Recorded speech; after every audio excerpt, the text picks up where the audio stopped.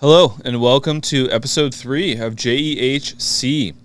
Today we're going to have a discussion on trophy trucks and what they are and what they are not. So, for the most part, everyone in the industry has a memory of when they first saw a trophy truck in person and fully understood or grasped what exactly these machines are. For me, that was many, many years ago when Scott Steinberger kind of first recently had got his FabTech truck and that big rig they used to go to the races with. And we're talking back in Signal Hill days many years ago when PCI was located there. And I remember when he had just got Big Blue as well, the pre-runner too. And so that was the first time I saw any of these in person. I had seen tons of other stuff, etc. But before that, I was far more involved in NASCAR and street car, and not necessarily this side of the off-road industry. When I refer to this side, I mean desert racing, more like off-road in general. And so seeing that trophy truck in person was definitely different. It's raw, it's just insane, and it's just so batshit crazy compared to everything else that you would see in any form of racing. And back then, things were a lot different. There were very few trophy trucks. Now there's obviously a lot more, and a lot more competing, and the market has grown. But back then, they were built by hand. They took years to build. They were incredibly rare, and the prestige was just insane. I mean, that was a level that was unobtainable and just, superstar status amongst the off-road industry. Not saying that it's not anymore. It just held a connotation to it significantly above what it is today. Now, before we dive too far into this discussion, let's review. My background is I am owner of Tech Consulting Incorporated, as well as DIY Off-Road, and a few other bits like PIY printing, etc., etc. I do design consulting for chassis and suspension development for race teams, builders, manufacturers, etc. Everything from trophy truck on down, tons of UTV stuff, luxury pre-runners, things that pertain to the desert racing industry, as well as quite a few other bits in the automotive industry, including like specialized SEMA projects for OEMs, drift industry, and high-end muscle car industry. So I spent the better part of 20 years or so dabbling in this, and the better part of the last 10, 12 years specifically doing consulting for builders, etc. So I used to do building and hand fabrication and things like that, then stepped over to the computer side. So kind of with the full gamut of cutting metal out by hand to now we just click everything on the computer, and I literally touch no metal whatsoever. But I also have DIY off-road, etc. So I sell a lot of my designs and things like that. So I've had many years of experience, not just on the design side, but I've driven trophy trucks, I've wrecked trophy trucks, I have rolled trophy trucks, I have been out and about to various events, from some of the more serious events to some of the more regular run-of-the-mill, blue-collar type off-road racing events. I deal with clients across the spectrum, so I got a lot of experience and passion for this industry, and as you're going to see in the next few hours, we're going to review a lot of information about trophy trucks, the history kind of some of that stuff, along with the builders, and what kind of defines what a trophy truck is. And here's how I define it. A trophy truck is a vehicle that is entered into the limited class of racing for off-road racing. Now, we're going to dive into what a trophy truck is in essence these days and the standardization of optimization for these platforms and kind of what differentiates them from stuff that's not a trophy truck. But the reality is any vehicle that you can enter in that unlimited class, truck per se, is technically a trophy truck. So for obvious reasons, some of those are going to be significantly more competitive than others, and some of them are just not going to be as competitive. And now when I refer to these classes, we kind of break them down to the three major racing venues for these specific vehicles. Now, I understand there's a dozen or so different sanctioning bodies, but they all kind of pertain to the same general framework. So for like Score, etc., it's considered trophy truck, unlimited truck. For the KOH series Dave Cole does, they're considered T1 trucks. For BITD, they're called trick trucks. But let's not get those three things confused. Unlimited trophy truck, trick truck, T1. They are, in essence, all the same vehicle. The same truck that is entered into a race at the BITD trick truck class is still eligible to race in Score Unlimited Trophy Truck and is also able to race in T1. They just have their own names for the classes. I'm assuming that has to do with not stepping on each other's toes or some trademark bullshit between the racing series, because each one wants to have their own title, which fortunately just makes things a shitload more confusing for everyone else. But fuck the end consumers and fuck the people that are watching this stuff. Let's just confuse the shit out of them because of our ego. So with that said, these are all unlimited trucks. And basically what it boils down to, if you start reading the rule books, you can do whatever the fuck you want as long as you have the money and it meets the safety requirements. There are a few basic guidelines, and they really are, nothing to worry about, because the trophy truck type stuff is, run what you brung as long as you meet the safety requirements. And there's some basic stuff with the chassis material safety-wise. Then you have seats, harnesses, a few bits with the generalized layout, and a few other things that tech is going to review just to make sure that, you're on the better side of hopefully not killing yourself. Although the reality is the chassis these days, built by any competent builder, designed by any competent designer, for the most part, are going to be plenty safe enough. And then the safety equipment is also pretty fucking badass. So like the seats, the harnesses, these things have made tremendous progress in the time frame that I've been in this industry. From what I originally was using and familiar with, would be considered just fucking horrible for safety these days, and stuff that I would never run ever again. But you live and learn. And with time progression and understanding of the complexities between the human body and engineering and racing platforms, you tend to understand more about the safety aspects of how the body reacts to impact and how you can mitigate the damage that these impacts have. And I'll get into some of that too. Now, going back to that route definition, it's basically any vehicle that you can bring that qualifies for this. So if you have a truck that you have entered in trophy truck and legitimately started a race with it, technically it's a trophy truck.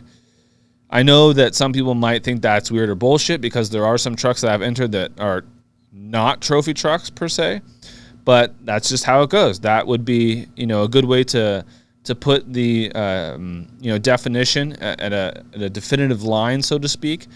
And, whether or not you consider it competitive is a different argument and an entirely different conversation. Because for obvious reasons, there are some standardization in trophy trucks, so to speak, in a competitive aspect that you will notice has kind of optimized the rear-wheel drive platform. And then, in my opinion, optimized the all-wheel drive platforms. But again, all-wheel drive is very new, so we are just dabbling in that. So let's go through some history. But first, let's just show you basically what a trophy truck looks like. Jack is here doing production with me, as always. So I'm going to be calling over to him to pull stuff up, help me with transitioning the bullshit with the cameras. And to be crystal clear, I think he is still doing CAD work. So if any of our clients are watching, we are still working to some degree on your projects. So I don't want to hear any flack or bullshit in the comments about that. So here is this is one of my designs. This was the truck I was actually going to build before I got married and had kids. But, that's a whole different episode. And this is a T4 platform. And this is what we would consider kind of a standard layout for what would be a modern-day trophy truck that is a front-engine, rear-wheel drive platform.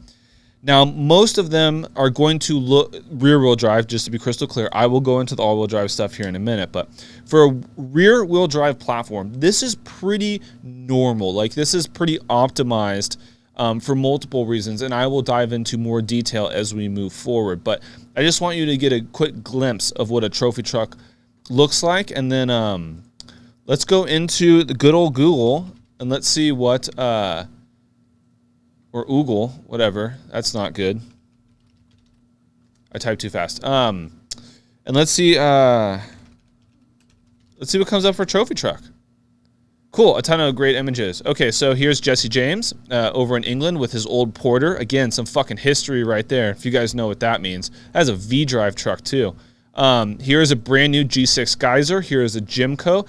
Here is the old Riviera truck. Again, some fucking history right here. This is Cameron Steele's Geyser. Here's RJ Fab's Ranger. Technically not a trophy truck, Rob, but we'll let you hang out in this category because that thing is freaking serious. Again, more of that. Let's see some more images. But basically, these are trophy trucks. Here is a Geyser. This is Fox. This is Ologies. Ologies? I don't know. I'm probably butchering his fucking name, probably. Here's a Brenthal. A Mason, two-wheel drive, rear-wheel drive platform. Baldwin. So these are trophy trucks. Just so you can get some quick visuals, peoples. This is a Herb Smith Fab truck. So you can bring it back to me, Jack. So some history of trophy trucks go back to it's an unlimited class. So back in the day, 20 years ago, roughly, the trophy trucks that were just starting to hit the scene, etc., they technically are unlimited, but some of them had I-beams. The center mount tube chassis stuff was starting to come into play in the late 90s, early 2000s. And so there were only a few that were really dabbling in this going up into the mid-2000s, late 2000s. The primary names from those days were going to be Porter, SPD, Geyser, and then Gordon was building trucks not only for himself but a few others. Travis Coyne of Coyne Motorsports. To be fair, we just recently purchased a Wildcat from him. It was a great experience. I highly recommend Coyne Motorsports. Travis was super simple to deal with. Everything was professional. So that's a quick little tangent. Travis had a Geyser chassis, and then so did a few others. And so back then, we're getting into late 90s, early 2000s, mid 2000s, etc.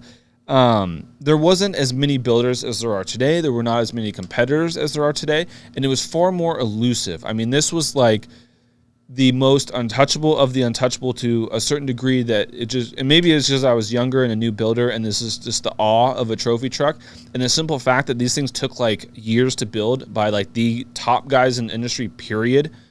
Not everything went, like barely anything was done on the computer back then. I think the cutting edge of stuff was CAD design, and that would have been like David over at SPD, which that is familiar because David is now ID Designs.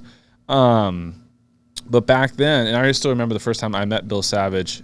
God, that was a horrible experience. He tore my ass apart on a tech inspection of a fucking 5 car. But you learn when you're young. You're building stuff you think is correct, etc. But so I've had to learn through the school of hard knocks. No ivory tower theory or magic, so to speak. I actually had to go through the Thunderdome on some of those tech inspections in the very early days of my building career. But so back then, these things were handcrafted, hand-built monsters, loud as fuck, fast as fuck, huge fiberglass bodies. They all kind of had their sort of sponsorship genre. Some of them were privately funded, so they didn't really have big sponsors, etc. And these guys were just like super glorified. You'd always hear like the stories of certain drivers doing drugs or cocaine or whatnot and all this other shenanigans. And, you always just had this sort of impression of it just being like a fucking fighter jet. And so, if then you progress in the industry, etc. And like I did, got into building, got into stiff, got into riding them, got into experiencing them, and it's I was told when I was young that it's basically like a fighter jet, and that's the best way I can describe it. Is if you have a competent driver and you can legitimately get a ride in a TT at speed, it's like a fighter jet. It's the gnarliest thing that I've ever experienced. I mean, there is no roller coaster. There's none of that bullshit that can compare to a competent driver in one of these vehicles. Even back then, and today it's even worse because they're even faster and they're just even more in control at speed, which is just incredible to say the least. So some of the basics of these. Again, I had mentioned there's rear-wheel drive, there's all-wheel drive, and some of the layout. So let's go through some layout of a rear-wheel drive. Jack, let's pull it back to this bad boy. Perfect. Again, this is my chassis, so I'm going to use some of my own examples just for reference because it's easier. But this is a front engine, rear-wheel drive platform. Now, in these platforms, I've mentioned that they were optimized. The optimization of these is in the aspect that a lot of the specifications with the chassis and how they go together for the most part are optimized in the fashion that starting to deviate from some of these generalities typically will land you outside of a competitive truck. And when I get into that, what I mean is the generalities of the rear suspension design and layout, the front suspension design and layout, the overall layout of the chassis. So let's go through those in order. Rear suspension on these is typically going to be a 4-link, triangulated on the upper links, just like so, with rear pivot boxes. Here's your rear pivot boxes right here. Here's our lower link arm. Here's our upper link arms, and here's our housing. You're going to have a coilover and a bypass. And you're going to have a bump stop. And typically, the rear suspensions of trophy trucks, link arms, are going to be in the range of 54 inches to 65 inches, depending on the builder. And then typically, they're going to be right around very high 20s of rear wheel travel to the low 30s of rear wheel travel. The fuel cell spare tires are almost always going to be located behind the rear end and housing, and that is for the weight distribution and cell capacity and ease of use with the spares, but primarily weight distribution. These days, we're running 90-plus gallon cells. I think the most recent truck, one of the most recent trucks I designed, is right around 128 gallons of usable fuel. So they're getting up there. Now, that was a twin-turbo big block, so that thing is obviously going to be pulling some fuel to move. And it's an all-wheel drive, too, to be fair. So this is the front engine. So the engine is located in this section of the chassis. You have a driver and co-driver in the cabin compartment. And then the front suspension is a center mount setup with a bypass and a coilover and a bump stop. And these center mount setups, again, these trucks for the most part, again, are inside of these like generalities. They're all going to be roughly about 89 inches to 94 inches in track width, give or take. They're going to be around 120 inches on the low side for wheelbase to like 125 range, 126 range wheelbase on the normal side. So like I think Gordon's is 120. I think there's a few other 120s out there, but a lot of them are right around 124, 125, 126. Most of them these days are going to be running 39 40s, maybe 42s, but it seems like a lot of teams, drivers prefer the 40s. So I want to say that would be more of a standard if you start looking at the generalities in the field that show up at races. Although that might change as the tire progression and the wheel progression happens. We might see more guys prefer 42s with, say, like 18-inch rims, maybe larger and stuff. I know there's been some dabbling in the last year and a half on some of that stuff too. Almost all of the trucks are going to be set up with either steering rack or steering box. Again, there's some discrepancies in that, and I'm going to go through those in a minute. But this is a generalized layout for what would be considered a rear-wheel drive trophy truck. That would be optimized or normal for these days. So you're going to see, I'm going to show you a bunch of different builders here in a minute. And a lot of their rear-wheel drive trucks have these similar platforms, and they all have their own style and characteristics inside of this generic platform base. And you will see some of those. I'll point some of that out as well. Now, going to the all-wheel drive stuff, I'll just show you one of mine real quick, just so you can get a quick glimpse of what an all-wheel drive layout would be, and I'll dive more into this later. But okay, so here's a mid-engine all-wheel drive. The Masons are also mid-engine all-wheel drive, and so is Gordon's truck. The Unicorn is what he's calling it. So again, mid-engine engine is basically behind the shoulders of the driver co-driver. Front differential, four-wheel drive system, portal hubs. But the layout shock-wise, package-wise, is still center mount with coilover bypass. It's still a big link suspension. This one specifically is a 3-link for some very specific reasons in this specific chassis. But it's still coilover bypass. Fuel cell and the spare tires are located behind the rear end. So similar to the other chassis I showed you, although quite different. And we'll get into some of those differences here shortly. So with that said, Jack, you can bring it back. So what we're going to do now is I'm going to go through and define some of the terms with some of the bits. So we'll define the specifics in the front suspension, rear suspension, and then we will talk about the how to buy and acquire some of this stuff. So first, let's go through. So the front suspensions of these are all bulkhead style assemblies. So we're going to go to the bulkheads. Go ahead and bring that back, Jack. So here's the front end of the T4. So the bulkhead is the part that's not in orange. Orange is the chassis. The bulkhead would be the stuff that's in gray. And so that is your front suspension assembly. This specific T4 platform runs a steering rack. So this is a steering rack setup, and this rack moves in a linear fashion back and forth that controls the steering on the upright. Now, this is a PSS, Power Steering Solutions rack from Charlie. Again, a great brand and a pretty rad dude. We work with him here or there, and he's got good product. So we do run a lot of his stuff on client trucks and buggies, etc. So this is considered a J-arm type setup. And the reason for that is this upper arm kind of makes this J sort of fashion. And we have the lower arm right here, and here's our upright assembly. No, it's not a spindle, it's an upright. The spindle bolts to the upright. This is our tie rod right here, our rack adapters in the front. And this section that locates these components is called the center section. So this will be the center section of the bulkhead, upper arm right here, lower arm, and upright.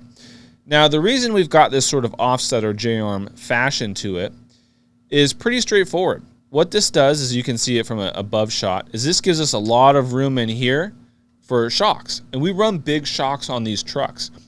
You're at a minimum going to run a 4.0 bypass or a 4.5 or 4.4 bypass with a 3-inch or possibly a 3.5-inch coilover up front. These are massive shocks. If you know anything about shocks or purchase shocks for your Jeep, your Raptor, whatever you want to call it, and you've seen different sizes, 2.5, 3-inch, etc., you understand that these are significantly larger than the standard stuff you see at like your 4-wheel parts, off-road warehouse, things along those lines, and your lifted vehicles, and other even pre-runners, for example. So this creates a massive area for our shock package, and we need that because these shocks are pretty gnarly with the bypass tubes and things like that, and I'll get into that details shortly here. But this just gives you a nice view of why we open this up. The upright is controlled with an upper arm that comes off the top of the bulkhead. The bottom of the bulkhead controls the lower arm, etc. And like I said, this is a steering rack setup. So the rack mounts to the center section, and it steers from there. Now again, there are some drivers that like this. There are drivers that prefer box steering setups, and I will show you that right now. Because it's all about different strokes for different folks. So here is a steering box setup. Now, this is your steering box, and it is located in the bulkhead. Comes down to what we have here as a pitman arm. This pitman arm then moves back and forth, and it moves one of these swingers, which are attached to each other via a center link. And what that does is swing side to side, like so. And that then controls the steering movement of the upright.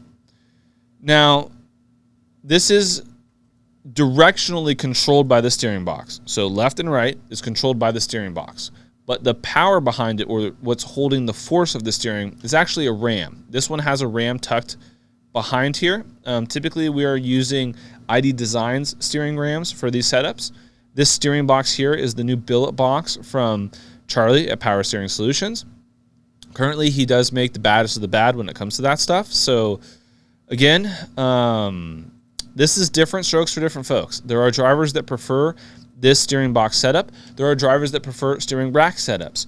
Now, to add even more confusion to that, Mason Motorsports did build a steering box-driven rack assembly for Andy McMillan in a rear-wheel drive trophy truck like 4 or 5 seasons ago.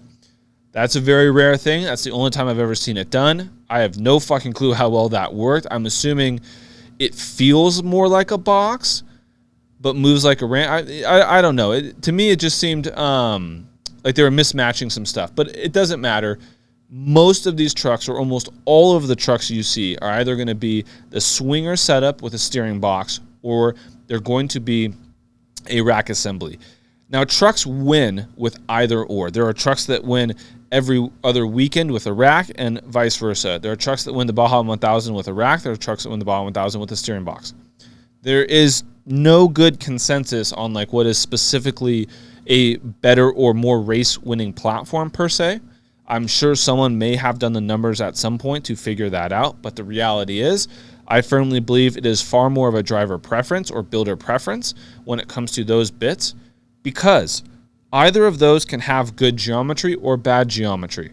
I am going to film an entire episode on front suspension design where I go into some of the details on the geometries with those setups, and Jack and I will review some of that, also with like kind of how we do some of our calculations in the computer on these setups. So that is a whole nother conversation. There's multiple hours. I don't have time to get into that at the moment, but there is some really cool shit you can do with steering swingers that you cannot do with a steering rack. A steering rack moves side to side linearly. I am butchering that word.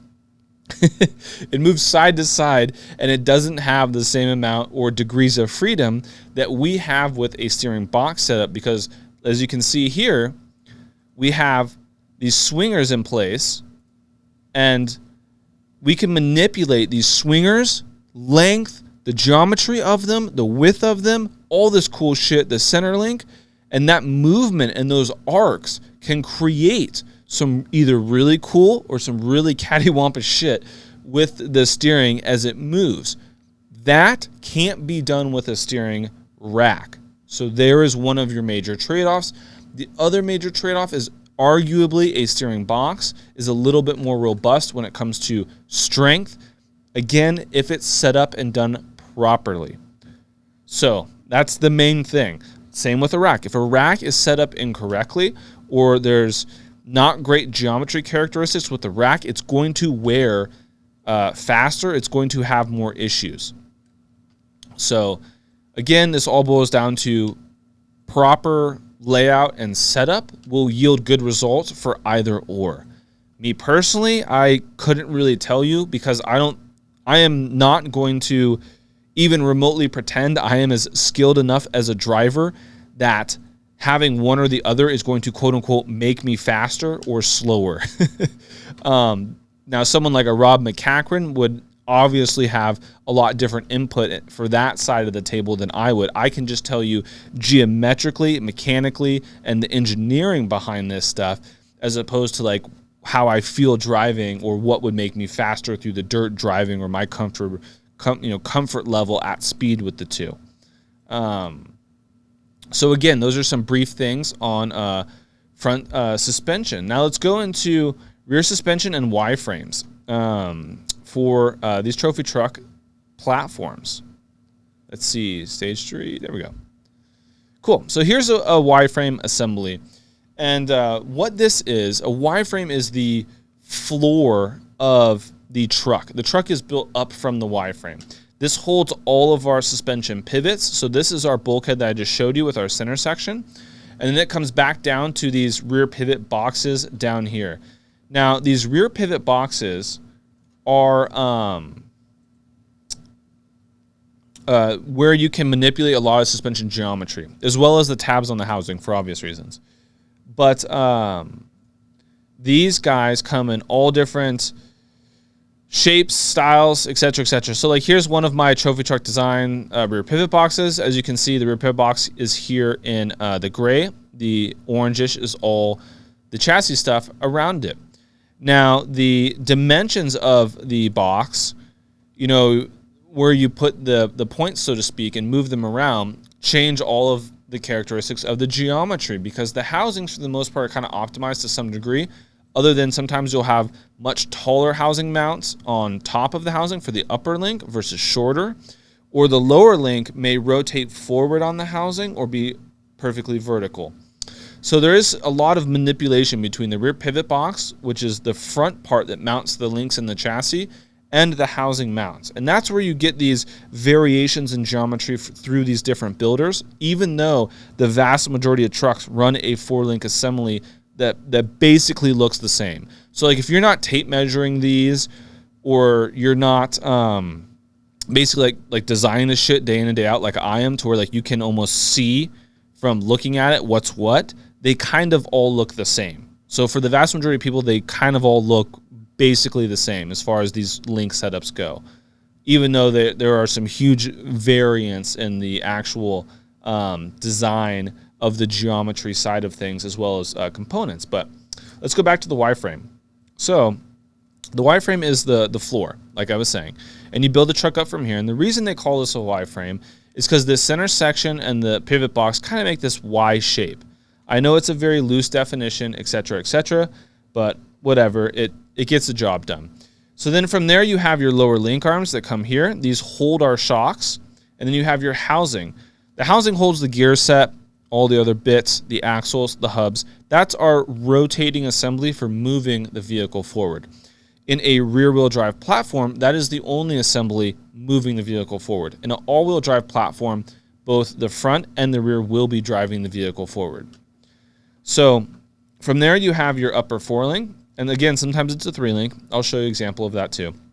This upper forelink, I'd say almost all of them are 4-links. The reason we've done some 3-link stuff is because of specifics with clearances, and it's a mid-engine truck, so we had issues with that, but I'll dive into that here in a minute. So the 4-links are fairly straightforward and look like this. And again, there's a lot of cool stuff you can do. So I'm going to do a whole nother episode that's just on the rear suspension design, because I could just talk for fucking hours on this. Hours and hours. And then I could talk for just fucking hours on housing design. I could talk for hours on link arm design. So I gotta cut all that down and try not to make this video too long. So just want to get you guys the basics on understanding what this looks like.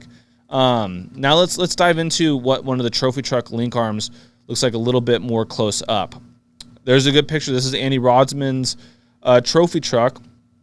I built this chassis by hand many years ago for Rob Everhart, and it has a bunch of pieces and stuff in it from the Jesse James Monster Garage trophy truck. So the front end of this truck was actually built by Billy Gasper back at Porter. I know we're getting into some history. That's how old that truck is. The fucking uprights on that thing are 20 years old. And same with the lower arms and shit. This is so old. This is when they would make lower arms out of square tube. That's how old those Porter arms are. Anyways, still holding up, ironically enough. And Andy does beat the shit out of this. I actually rolled this truck, testing it 4 or 5 years ago out in Barstow. Yeah, that cost me some money. But anyways, let's go on to... So here's an old traditional link design I have that I do sell this design, full disclosure, blah, blah. But this is just a good example of what the link arms look like. So here's our chassis mount. This one runs a 1-inch spherical bearing for the chassis side on what's considered a wobble stopper to help keep the arm from pivoting on itself, side to side, so to speak. This is our coilover location. This is our bypass location. And this is the rod end for mounting at the housing side. This is a tube style, main tube style link arm that has platework above it. And there's some internal ribbing, etc. Again, this is a standard old-fashioned tube and plate link arm. I am not the first to design a link arm like this. I certainly will not be the last. One of the new cool things these days are billet link arms. Let me show you an example of that we did. Here's one we did for a client's trophy truck.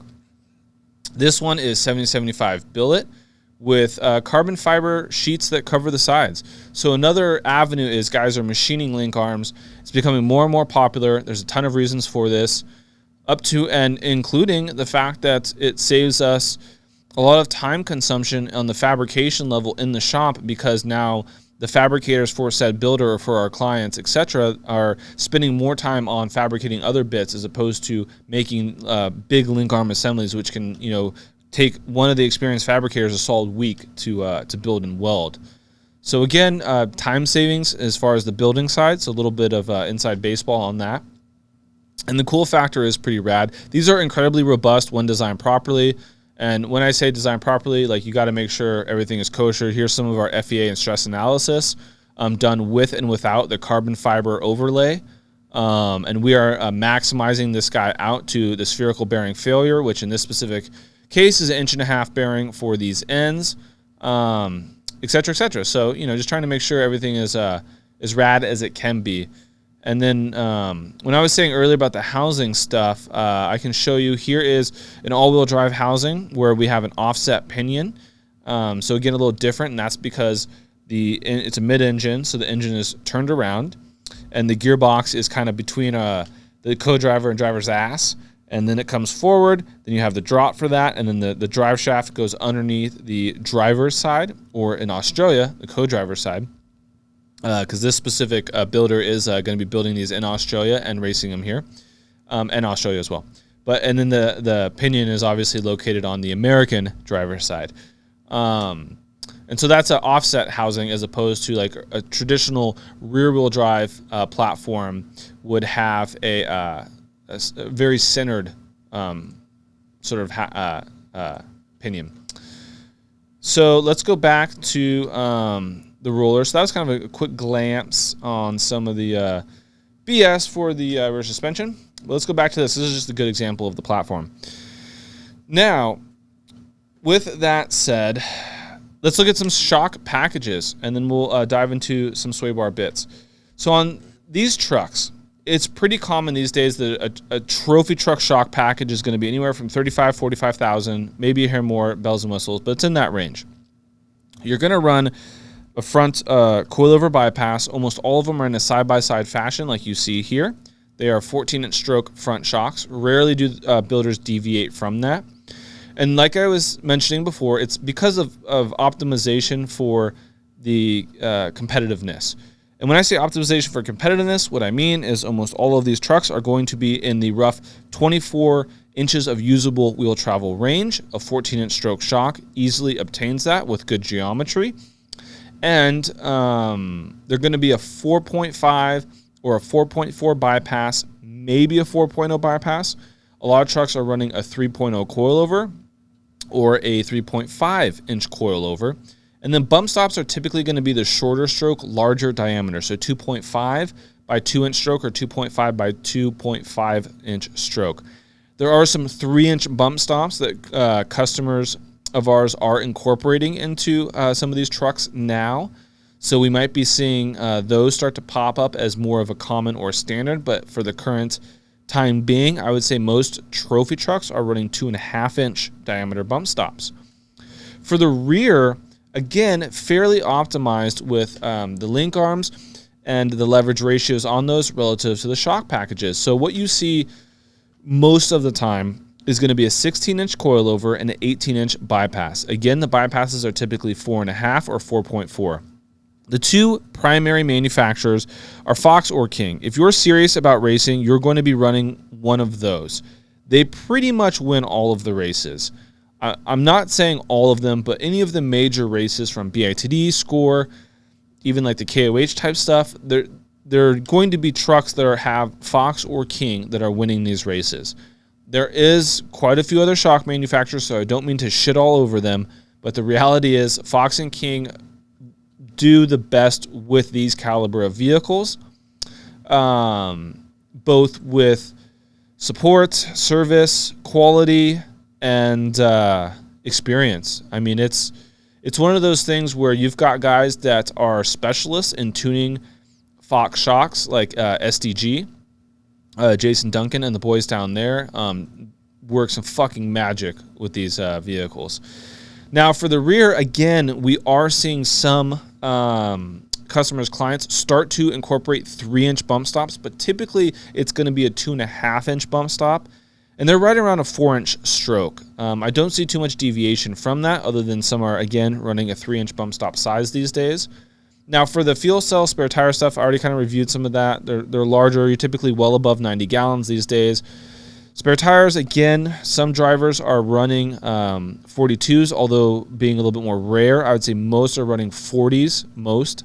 And some are still on 39s. So, now for sway bar stuff, every single trophy truck you see will have a rear sway bar.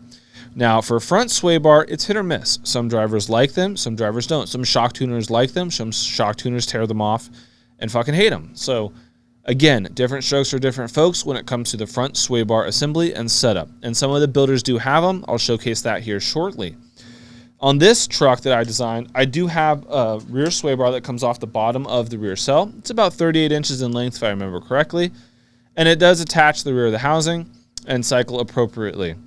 So there's a lot of cool stuff with sway bars as well. I'm going to do a whole episode on sway bars in the next month or so, because there's a lot of cool little fucking bits about the details with sway bars that I feel like, a lot of people may not understand, or they just do it fucking wrong, to be perfectly frank, between like mounting, setup, things like that. And so we're going to dive into some sway bar stuff as well at some point.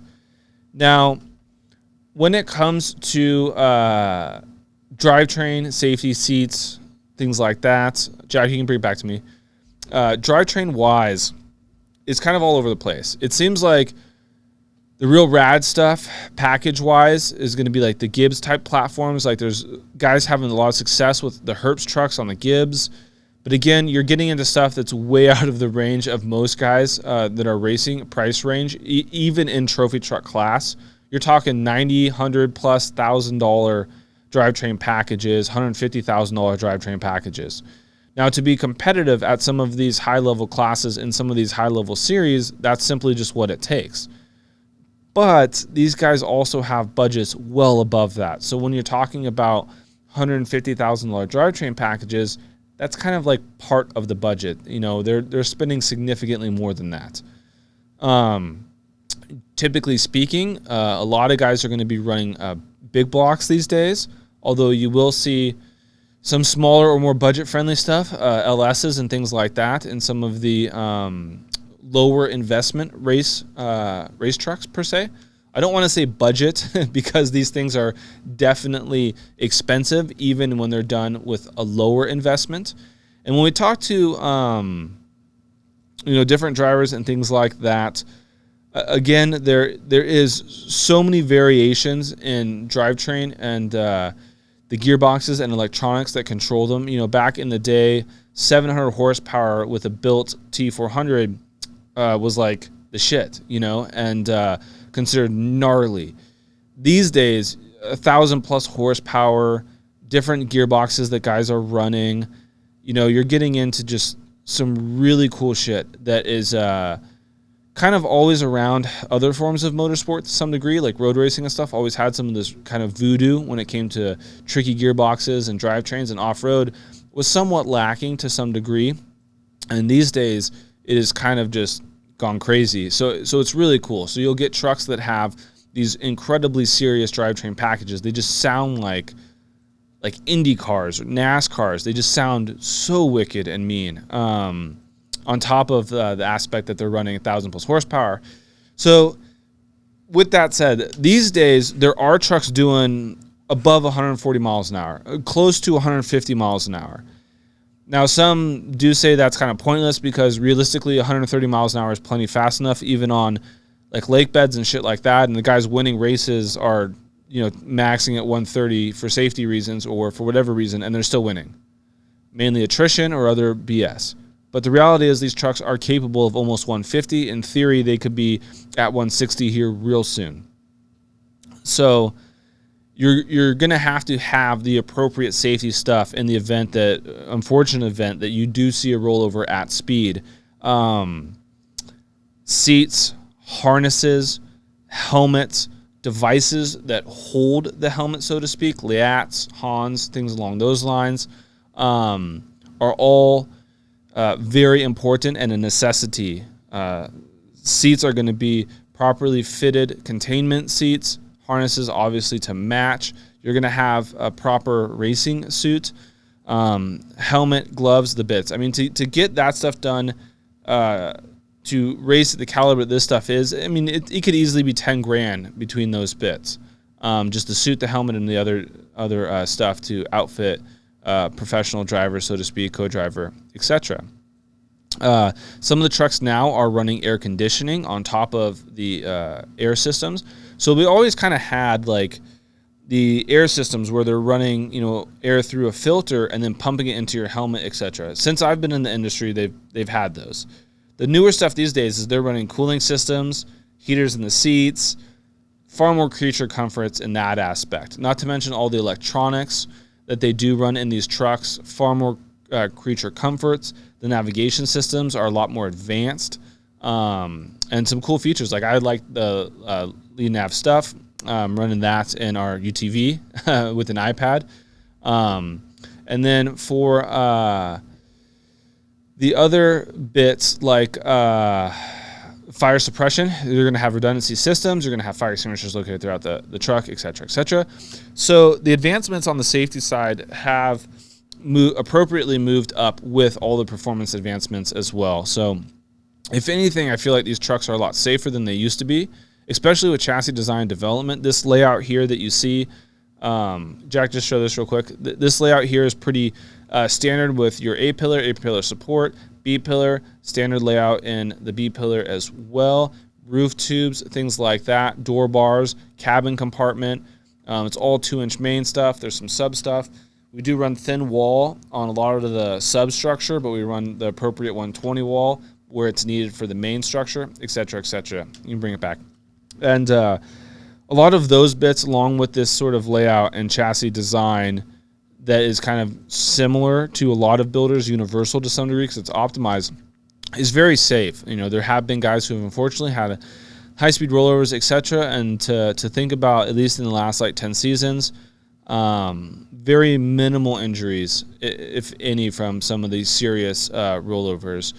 Sometimes the trucks are fine, and they just need to have some work on the back half or front half, things like that. But typically the cabin compartments are completely solid. The only exception I can think of off the top of my head was Voss had a really bad wreck a few seasons ago. He did survive. He was a little messed up, but thank God it was not any more serious. That truck held together and everything did its job. His safety equipment did its job, and that was a horrendous wreck. And again, 15 years ago, that may have been a different outcome for him. And that kind of shows some of the advancement with the safety stuff. Now, when it comes to purchasing or acquiring these vehicles per se, there's 3 major steps. You're either buying it turnkey, or you're going to buy a roller, or you're going to basically build your own. So when you go into buying something turnkey, a trophy truck that would be considered competitive these days is going to cost you turnkey close to 500 range, maybe a little more depending on bells and whistles. For a rear-wheel drive, for an all-wheel drive, you're going to be between $700,000 to $800,000, maybe a hair more depending on inflation and some of the other bullshit we have going on. But those are some rough numbers for you. Builders obviously deviate. There's some builders that are a little bit less investment than others. So maybe you could get down to like $350,000 for a trophy truck, $375,000, and then obviously the sky's the limit theoretically. But I haven't seen too many that are above like 800 range, you know, at least for the truck. There's all the ancillary bullshit that you have to spend to go racing. So to go race a trophy truck is actually significantly more expensive than purchasing the truck. The truck is, ironically enough, the cheap part of racing. It's all the other bullshit that adds up that costs significantly more money. You know, logistics and things like that to race these vehicles is where it not just costs in the pocketbook, but also really differentiates competitive teams from the non-competitive teams. And then from there you have roller assemblies. A roller would basically be the main chassis with the suspension and just enough to get it rolling. Some builders will sell you a roller. So from there you have to do all the electrical, all the plumbing, all the sheet metal, mount all the bullshit, you know, mount the drivetrain, mount the radiator, mount, you know, the cooling system, the electronics. So you still have to finish all that stuff. So you're going to get the core chassis, the suspension, and all the shock mounts, maybe the shock package with it, maybe a fuel cell as far as a roller goes. And now not all builders will sell you a roller, but there definitely are some that will sell you a roller, and we'll review that here shortly. And then the last way would be if you build it yourself.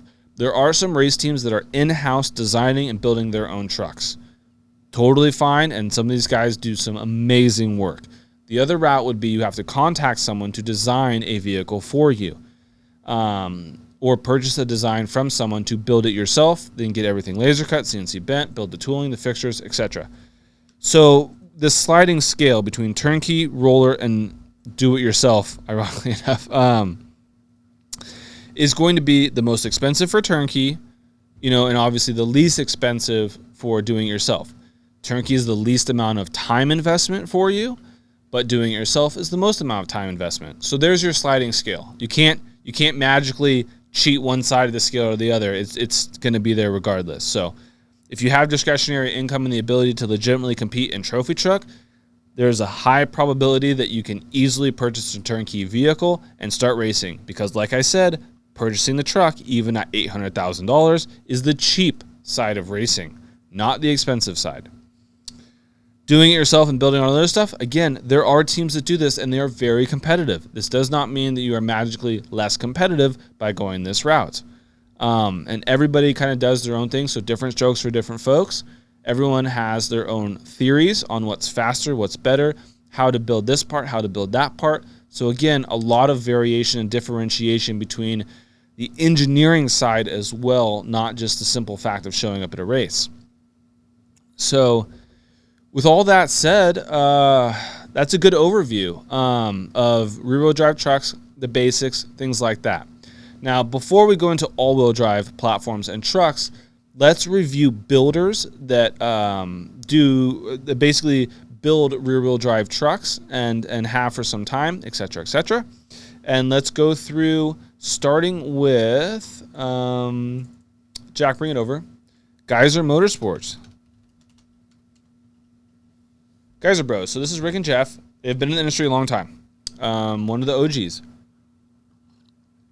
Last I checked, or that I heard from Rick, was they are basically at 80 chassis plus now.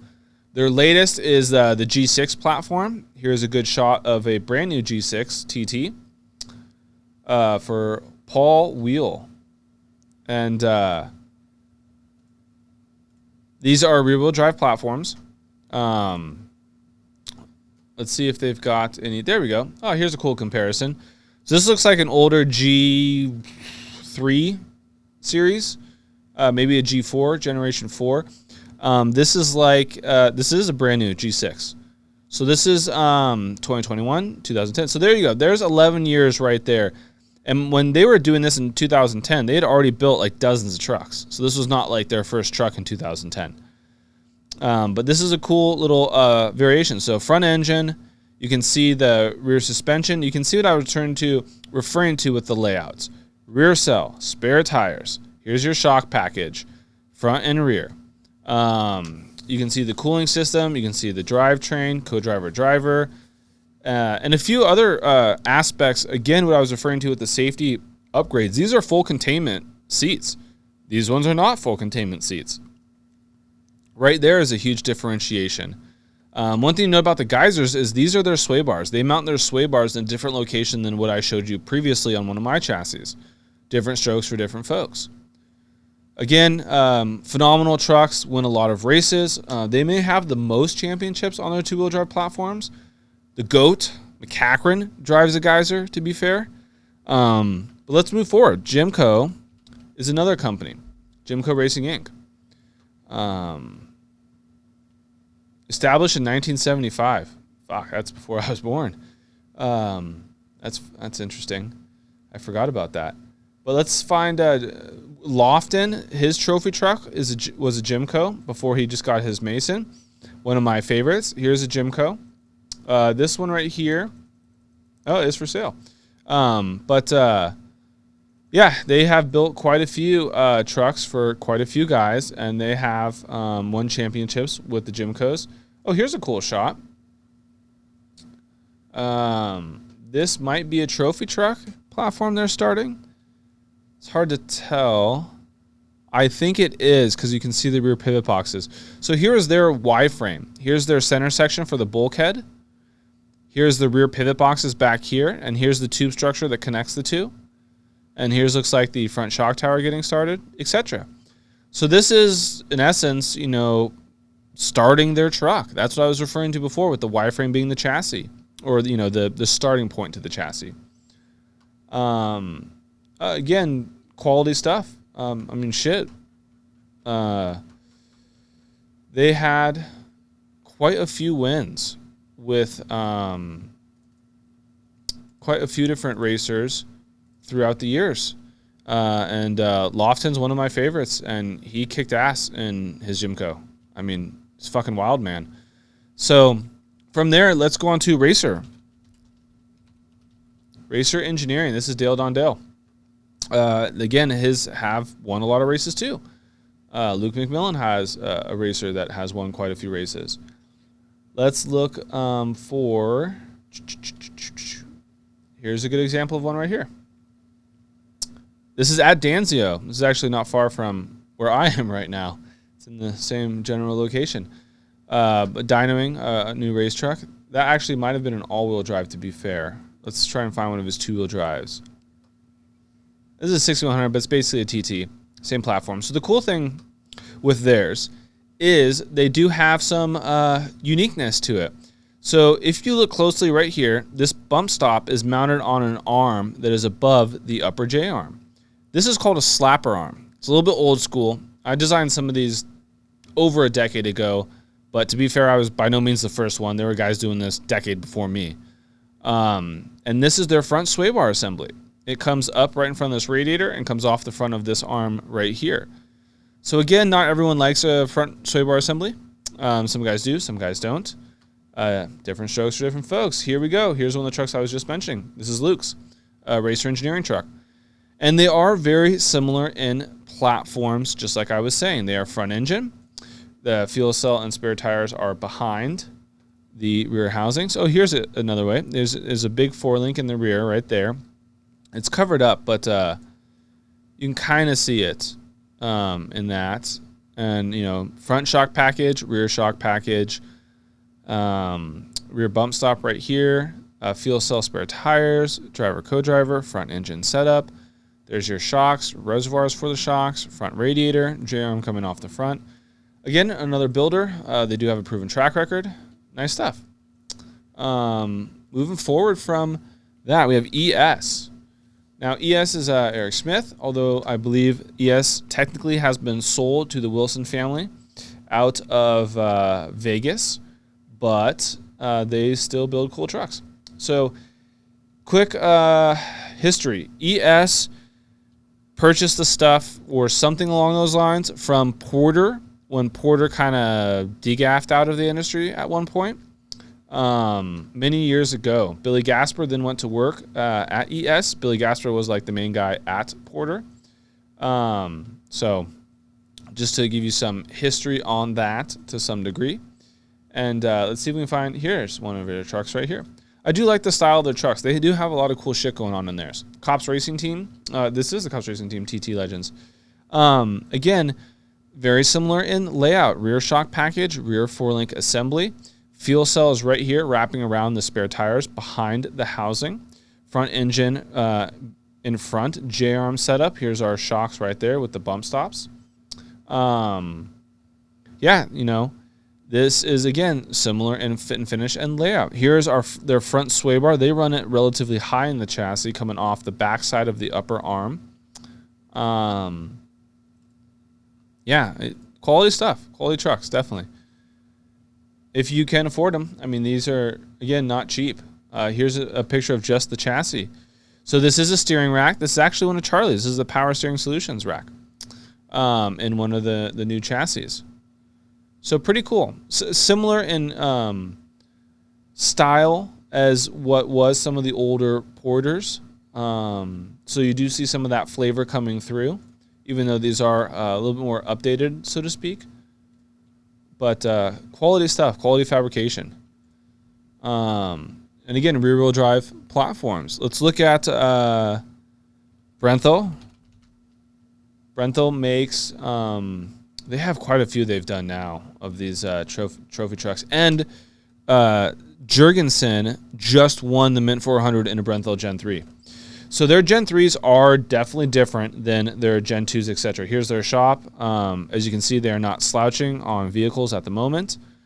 They have built some... Like, I have clients that have Brenthal trucks as well. So they have a lot of guys that they support with racing and a lot of customers that run Brenthal trucks. I'm just trying to find a good picture of that was one of their all-wheel drive trucks, which we'll dive into that shortly. of their two-wheel drive trucks, just to show you kind of some of the layout features, some of the stuff, blah blah. Not great. I mean, you can kind of see in this shot, front suspension is a center mount, front shock package. They have their front sway bar again off the upper arm coming forward. I believe this truck might be a steering rack. I can't tell, but I think the Gen 3s are steering boxes for the most part. They do run a clevis rear link, which is just a different style of rear link arm. And when I go through the rear suspension videos, I will dive into that. But like, this is the truck that, so you can see some of the four link stuff. Jurgensen just won in. They do run vertical spares with a fuel cell in the middle, but again, spares and fuel cell are behind the rear axle housing. On some of their Gen 2s and a few other platforms, they ran the fuel cell behind the cab. Now, to be fair, I do know who designed these Gen 3s. I don't know if that's something I should disclose like this. For all the parties involved, we're just going to not disclose any of that. But the point is, the Gen 3 is, mechanically speaking, a superior design to the previous platforms, and clearly it is showing some serious race results. So I guess it's fair to say Brenthel is a caliber truck. With Jurgensen behind the wheel, they have won some serious races lately. So they are a contender as far as you want to purchase a trophy truck and go win. Yeah, just more stuff. This is the clevis deal I was explaining. Yeah, so again, another builder. Let's keep moving. There's quite a few. Going to Blitzkrieg Off-Roads. This is Nate Hansen. He's been building trophy trucks for a while. His first was for Adam Householder, if I remember correctly. But let's pull up. Here's a cool shot of Nate's Y-frame. So this is the start of one of his trophy truck platforms. Here's your bulkhead center section. He does a plate Y-frame, so you can kind of see that coming back to his rear pivot boxes. Now, Nate will sell you a roller chassis. So he is one of the builders that will sell you a roller. Here's one of those trucks right here. Now, this is not done perfectly fair. They still have some tube work left on this specific truck. But, again, it's similar in platform to what I was referring to earlier. Front engine, rear four-link, front suspension setup, etc., etc. Here we go. Here's a cool picture. So he has the rear wraparound fuel cell. This is one of his latest generations. And I believe these are competitive trucks. These are just now starting to hit some of the races, so you're going to start seeing more of his newest generation.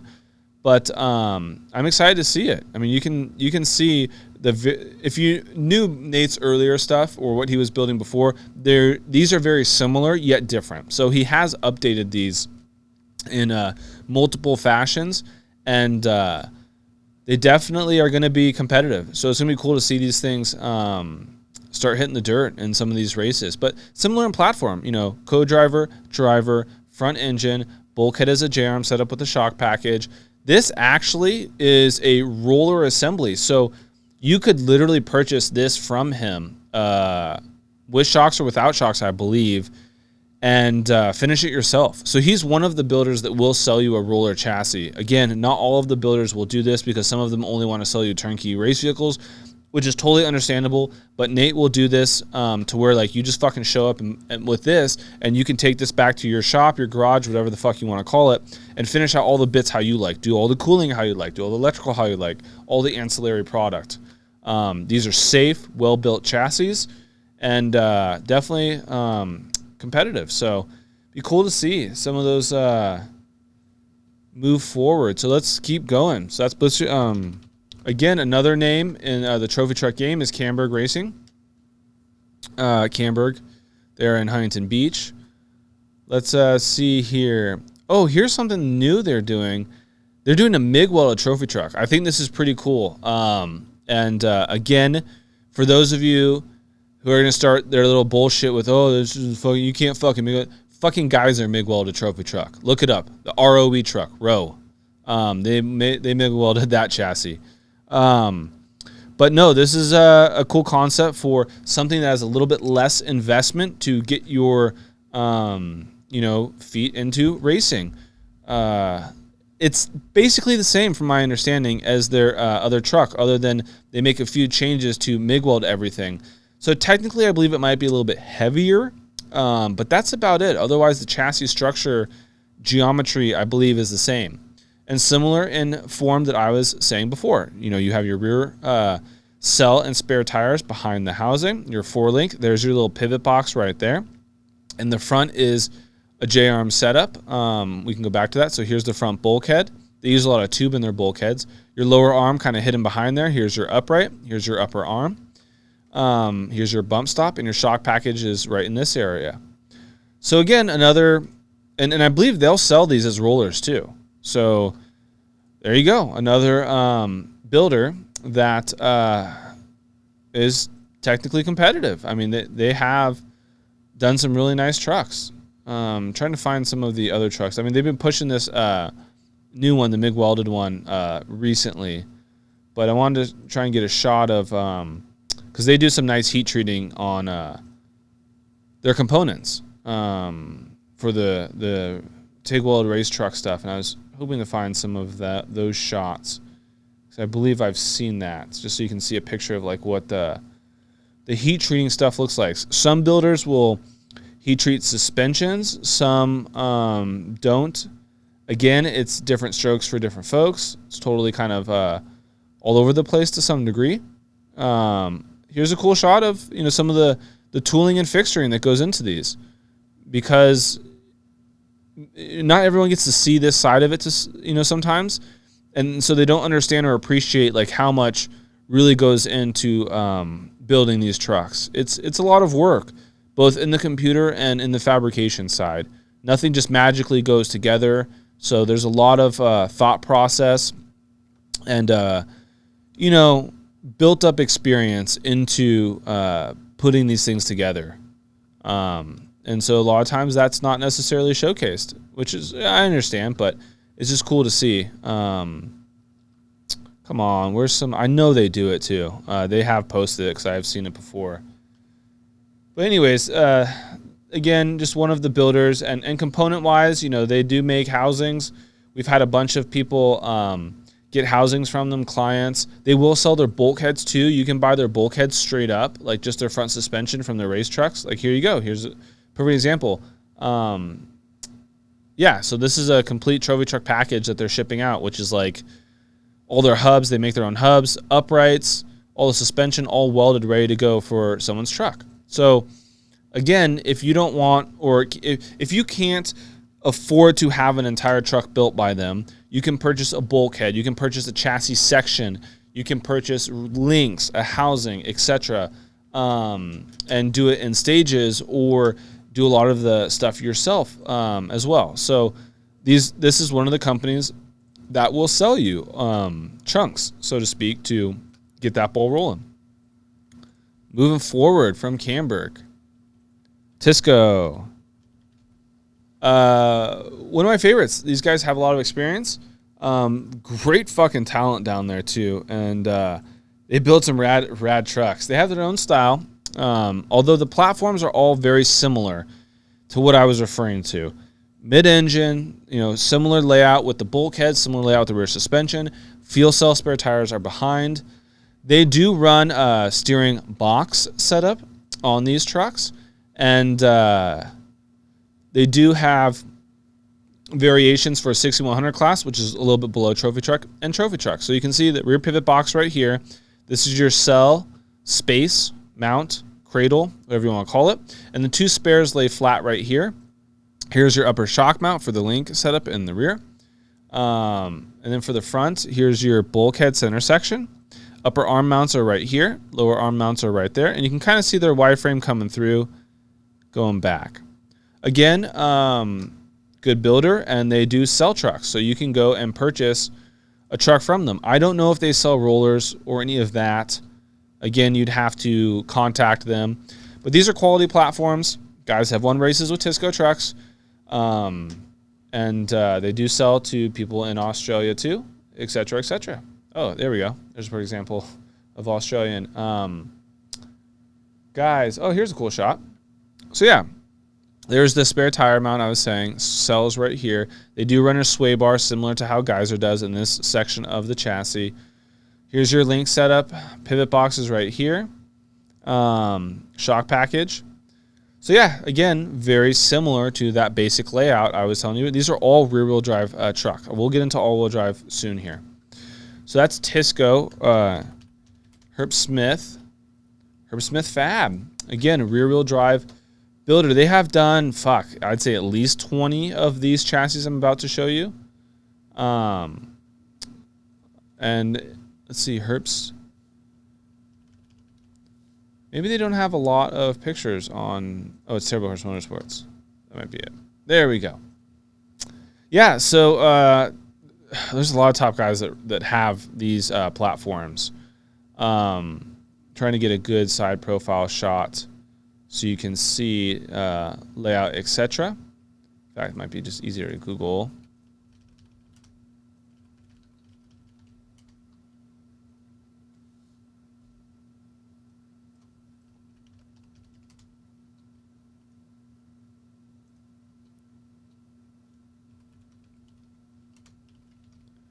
And we're having computer failure.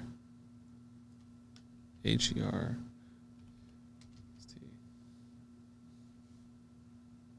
And just a little slow right now. Herb Smith Fab truck. There we go. Let's see images. Here's one that Craig. So Craig designed this, and I'll get into designers in a little bit here. But this is again, similar in layout as what I was referring to earlier. Your rear cell, spare tire. Here's your link setup for the rear. Here's your bulkhead setup. Front shock package. Rear shock package is right here. Oh, here you go. On this side, he has them in there. Obviously, the cooling setup. Blah, blah, blah. Here's an undershot, so you can kind of see the Y-frame. Here's the center of the bulkhead. And then you can kind of see from under the panel. Here's the Y-frame stuff back to their pivot box, which is in this section of the chassis. And then the four-link that comes up and over. So you can kind of get a fairly generalized shot, understanding of the layout, which is, again, very similar to a lot of other trucks that are in this genre. Here's your upper arms, lower arms, uprights. These are Pro-Am steering rack trucks. Just like some of them were steering boxes, these are steering rack trucks. And rear sway bar is mounted under the cell, similar in fashion like I was saying before. Goes to the back.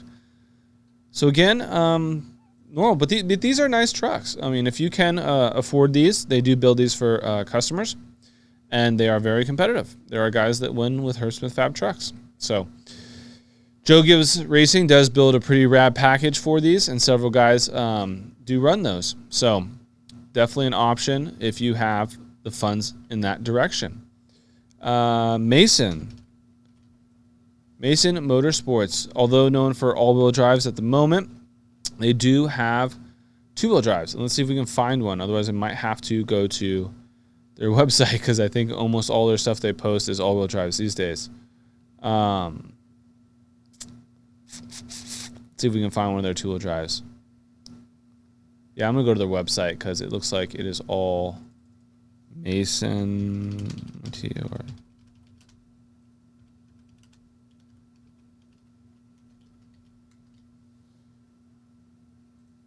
Okay, cool. Here's a picture. It's probably from their website, actually.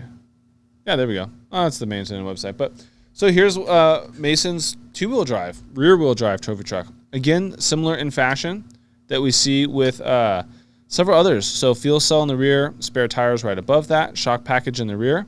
Their rear sway bar tucks into this corner, comes up forward to the link arm.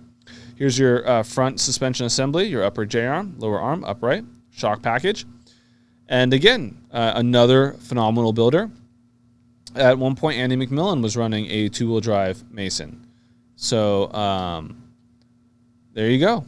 And they do the all-wheel drive stuff too, which we'll get into that shortly here. But let's keep going. We have another is here Triton Engineering. This is Igor. He definitely does do. He's doing more Ultra 4 stuff recently, but he has done when he was a part of Armada, etc. I'm not sure what fuck happened with that, but they split, and Igor went and did Triton, and so they do have his own version of trophy truck stuff. And like, so here's a good example. This one technically is a 6100, but again, I bet you if you called Igor, he can build you a trophy truck. So just another builder to keep in mind. They do have, he has a little bit different vision and style, so their stuff is a little more of his own characteristics. For the most part, similar in format as what we're referring to with front engine vehicles. He does a lot of Ultra 4 stuff, so like that's pretty rad too. If you're into the Ultra 4 based platforms as well. So let's see, Illumicraft. Let's see, Illumicraft race cars. I know they've done 6100. I don't know if he has done a trophy truck per se. I think they have though. This is a spec TT, but still, I bet you can easily purchase the TT from them. But theirs is similar in format. Here's your rear suspension, shock package, etc. Front suspension, upper arm, lower arm, upright. And here is your cell, spare tires. Again, the cool thing, I actually really like these chassis because when I see these, they do remind me of classic Illumicrafts. Like with how this is designed and how this layout is, when you see the truck, it definitely hints towards Illumicraft. So when you see them from a distance, etc., or at least when I do, I can tell right away that's an Illumicraft. And then that's kind of cool. It does have the fit and finish. So if you're a fan of Illumicraft and their history, then again, another great option for race truck stuff. Here's another shot of the Illumicraft. Pretty cool. Pretty rad. Let's keep moving forward. We've done Masons. There's HM Motorsports, which is Kevin.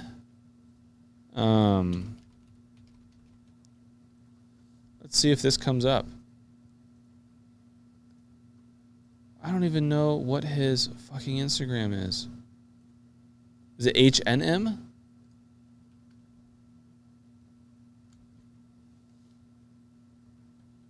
H&M Motorsports?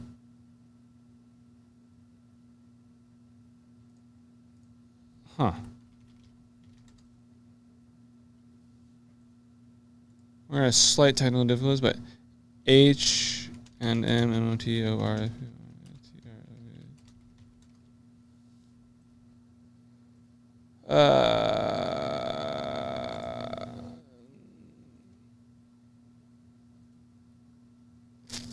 oh wow.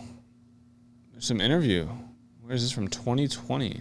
March 21st, 2020. I don't see. He's kind of an old school guy. Kevin is, so I don't even know if their website. H&M Motorsports. Anyways, he's built some trophy trucks. I think he still does. So, just another guy that you could possibly contact if you're interested in this type of stuff. Let's see if we can find any images of H&M. Oh, Ashcraft. There you go. This was an H&M truck. Good old Ashcraft truck. H&M Racing Design. That's why I couldn't find it. It's Racing Design. But anyways, yeah, the Ashcraft truck is an H&M truck. I forgot about that. So again, another builder. Something you could totally contact. And I think he will sell you a roller too. So you could buy a roller from him as well. Now let's get into one of my personal favorites, and arguably the most expensive, is ID Designs. David. ID Designs Inc. So I don't know if he's building anything new at the moment, but he does a lot of product and ancillary bits for other trophy truck builders as well, from uprights to housings, accessory drives, all this cool shit.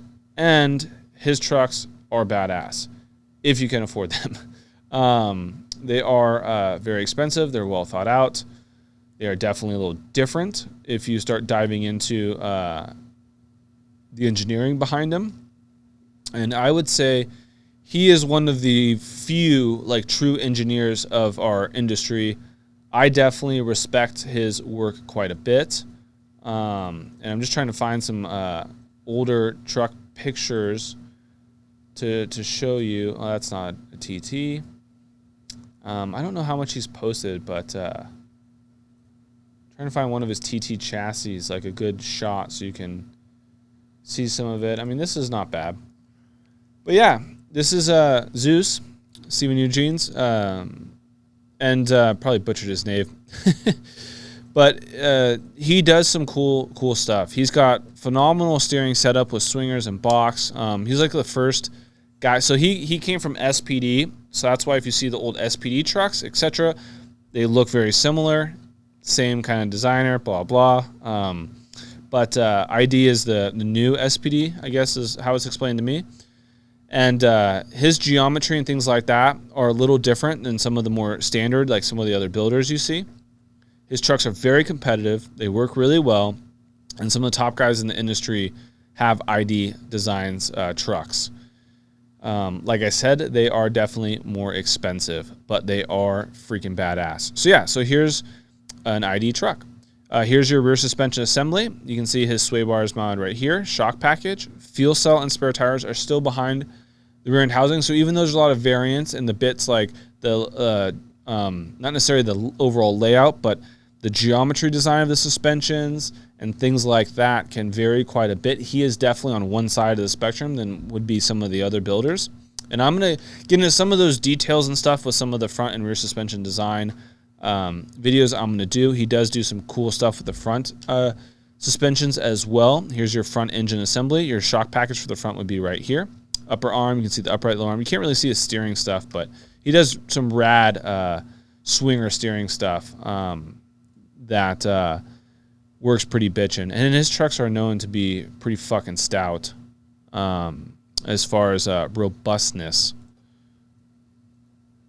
Again, just another builder. I mean, if you can afford to have him build you a truck, fuck yeah. You're on a level of discretionary income that is definitely above me by quite a bit. So yeah, ID Designs, great builder. Lot of history too with his stuff. He has built some of the most famous stuff like BJ Baldwin's truck, things like that, that a lot of people recognize and know in the industry. God, so rad. But yeah, his own style and differences. So you start picking them apart. You'll notice they are radically different than the majority of the other builders, but they are also very safe, very competitive, handle pretty rad. And David is, like I said, one of the top, if not the top, like engineer in this game, and serious caliber of vehicles. Yeah, I could look at his stuff all day. I've seen all these pictures a million times, but it never ceases to impress me. So now let's get into, there's a few guys that have built their own trucks in-house. Baldy Racing comes to mind. And I've seen this truck in person. They did a good job. I like it. They designed and built this in-house. Forgive me, I do not remember the individuals that were responsible for that. I met them a while back. But I don't know if they've built more than one truck. They definitely did build this truck. Rumor is they might be doing an all-wheel drive, although I don't know if any of that is true. But let me try and find their truck. I believe this is their truck. I think so, yeah. Again, they did it in-house. They did a good job. A lot of cool shit on this truck. They had the budget to properly build a race truck, and they did so. So, similar layout to a lot of stuff, like we've been seeing and showcasing so far. So nothing too out of the ordinary to some degree, and everything is normal layout. But again, another team that built everything in-house. So a little different than some of the other stuff I was showing you where those are builders that you can buy stuff from, etc. Other than technically like Herps, they build their own trucks and they also sell them. Baldy literally just said, fuck it, we're doing our own thing. And that's what they did. So did Vildosla. They built their own truck and house.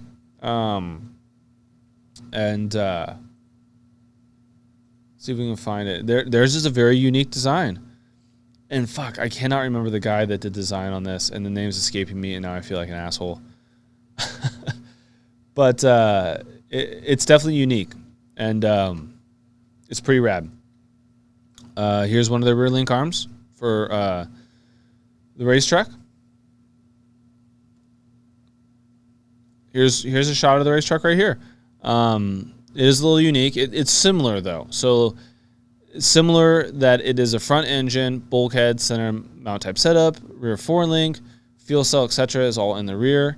A little bit unique, too. They are definitely different than some of the more standardized trucks and chassis.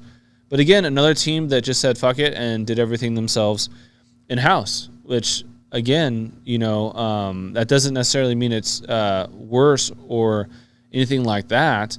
It's just some guys would prefer to build their own as opposed to purchasing a truck, and they have their own concepts, their own ideas, their own way of doing things. And so in that case, why not just build your own? If you have the talent and the means financially and a team in-house to do it, again, totally realistic that this can happen. Another one is Blake Wilkie.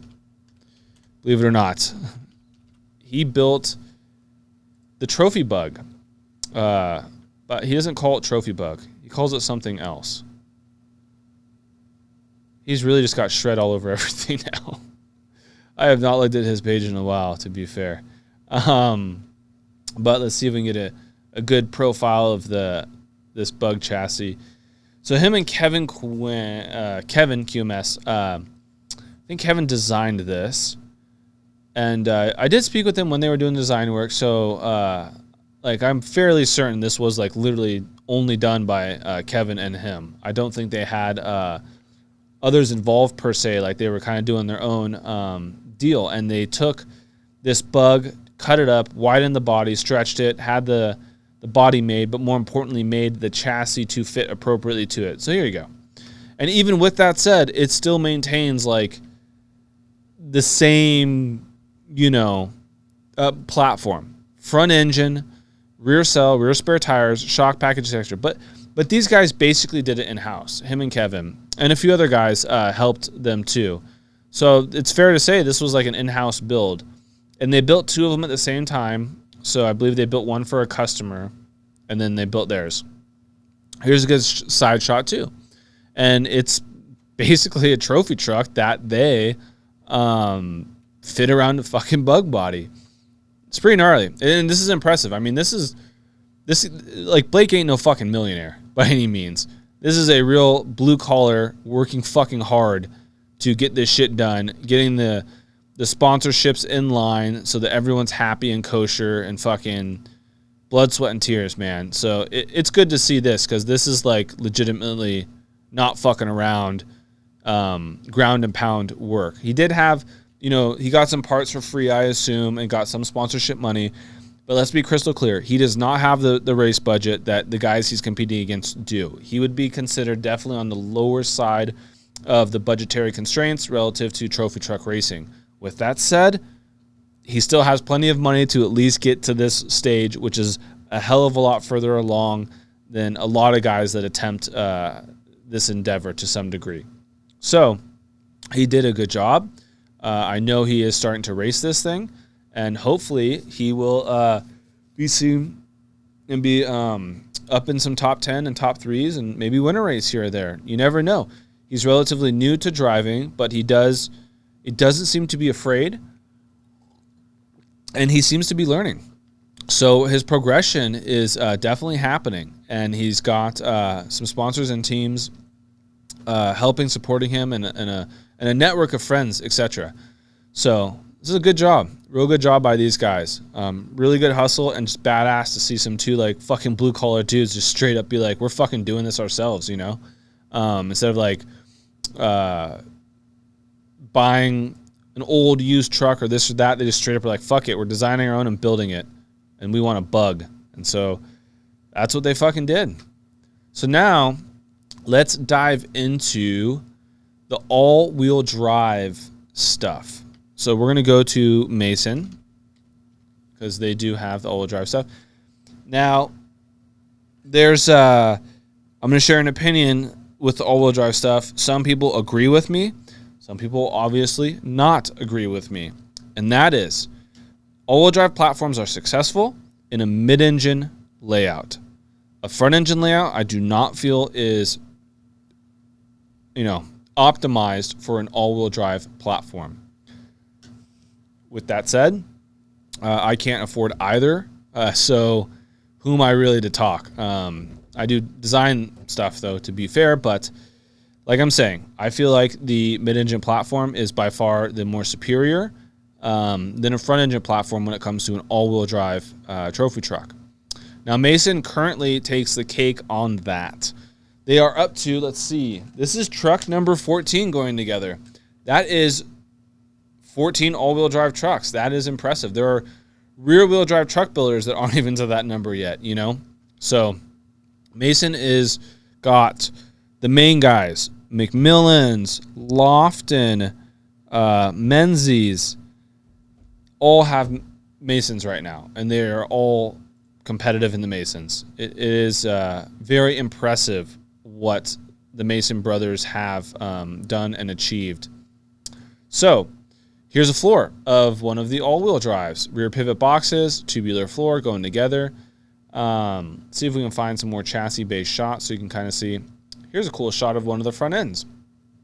So the layouts are similar in that you still have a center mount setup. You do have a differential up front that runs axles to, these are portals. To be crystal clear, this is a portal gear set assembly. And upper arm, lower arm, shock package, bump stop package. And the engine is behind the cab in these. So there is some variance. Here is the steering box I was telling you about. This is the billet steering box from PSS Charlie. This is the bee's knees now for the big boys in as far as steering goes. For anyone running swing set steering, that is the nice stuff per se. Vildosla, oh yeah, and there's McMillan and all-wheel drives. I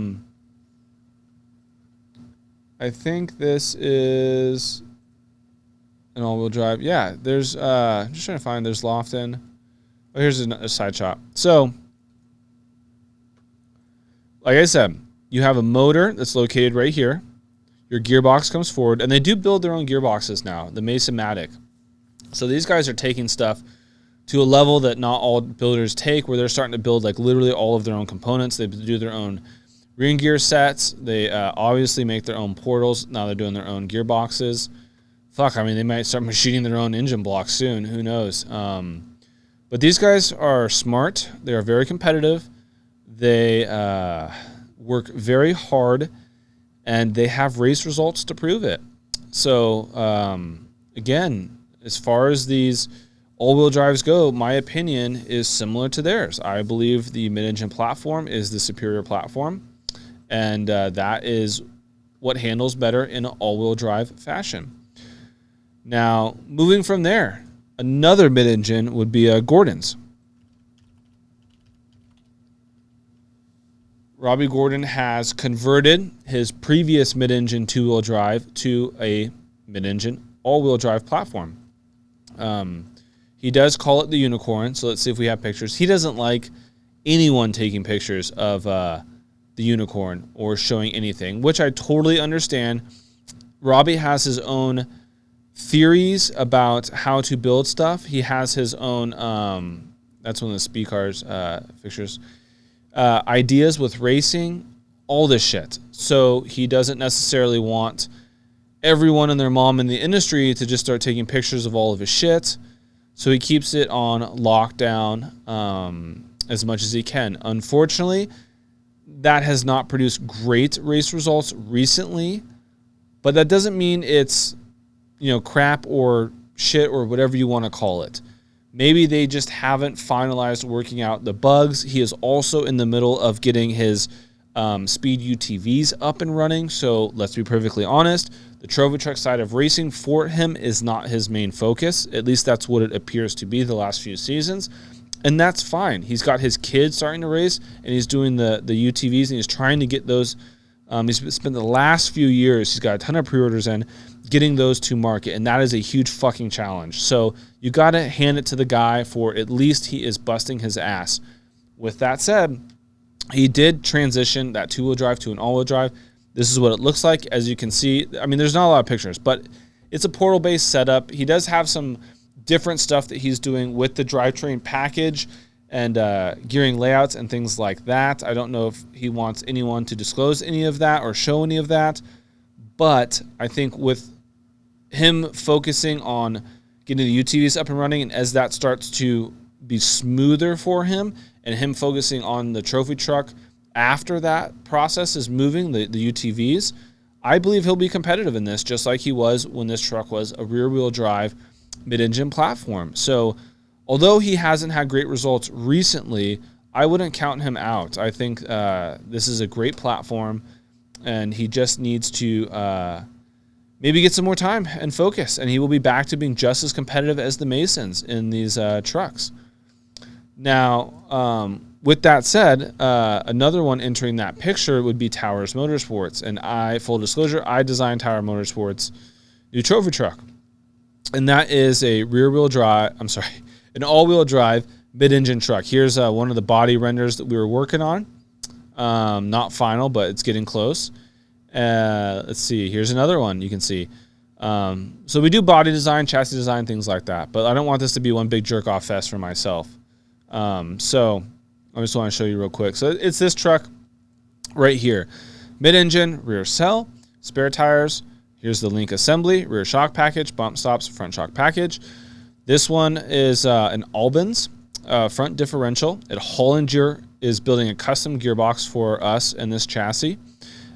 We did design these portals with some stuff from Dave at ID, to be perfectly fair.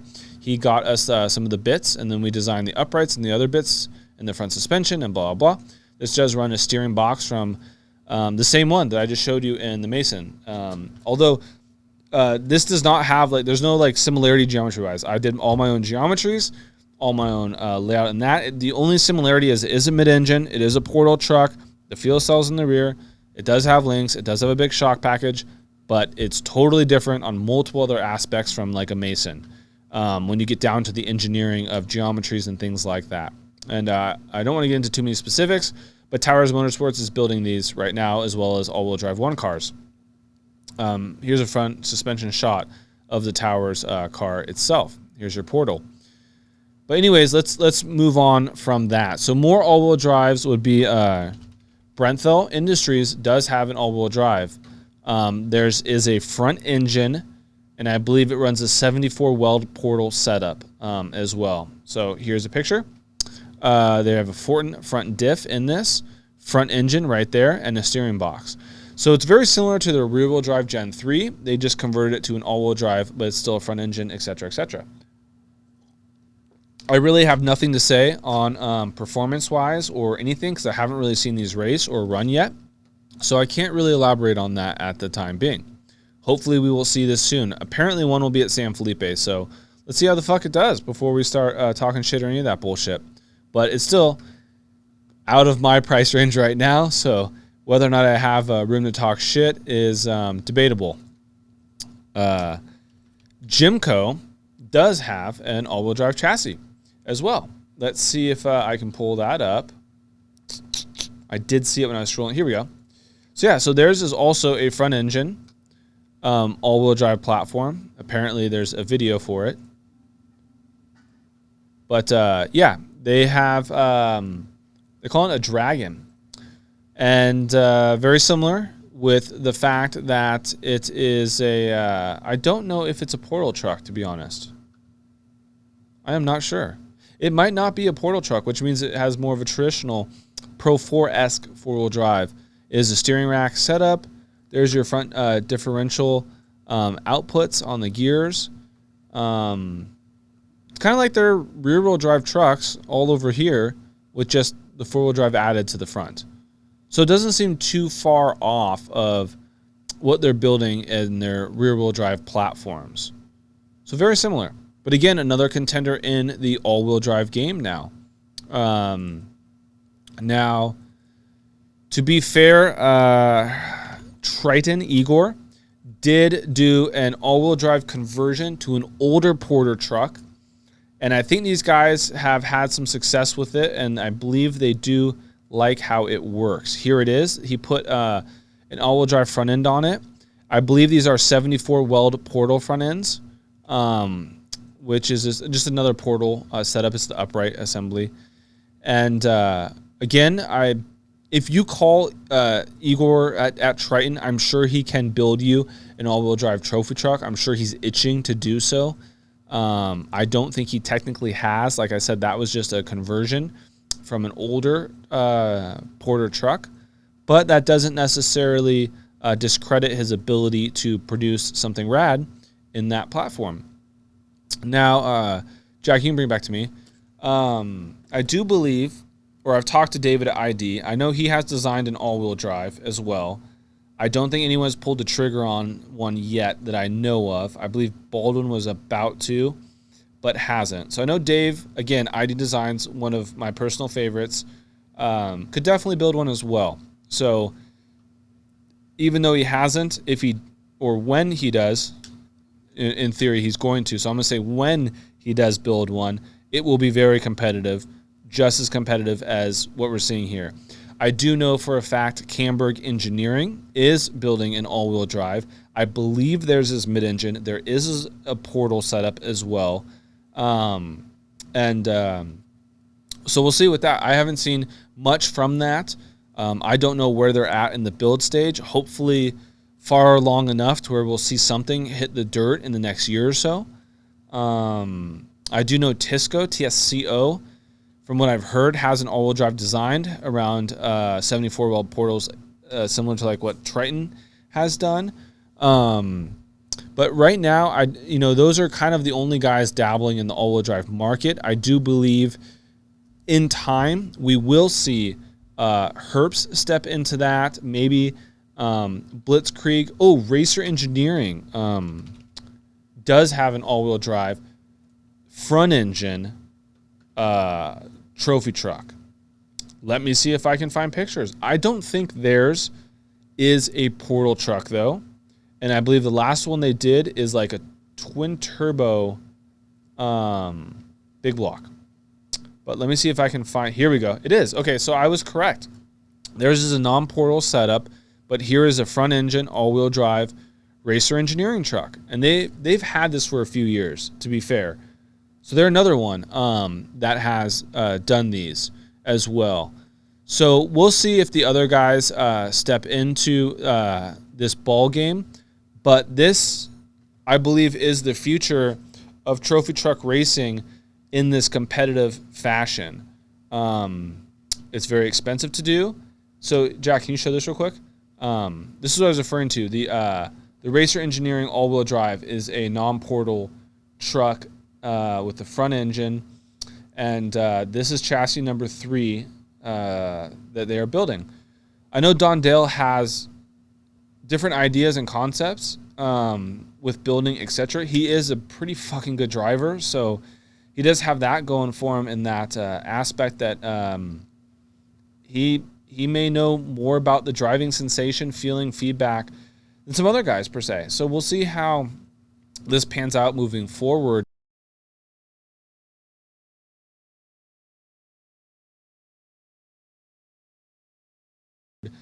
But I still maintain what I had said, 20 minutes ago or whatever, that bring it back to me, that the mid-engine platform is ideal for an all-wheel drive, whereas it seems like the front engine is the most optimized for the rear-wheel drive. Now, there's people that have different opinions, and that's fine. I'm just simply giving you my horseshit opinion, as if I could fucking afford either. It doesn't really matter. I do design them, etc. So I guess that holds some sort of bullshit weight to some degree. But only time is going to tell as to what is going to be the more successful of the platforms, as we're starting to see some of these front engine trucks hit the same race series, etc. That, let's be perfectly honest, as far as all-wheel drives go, Mason is dominating with their mid-engine platform.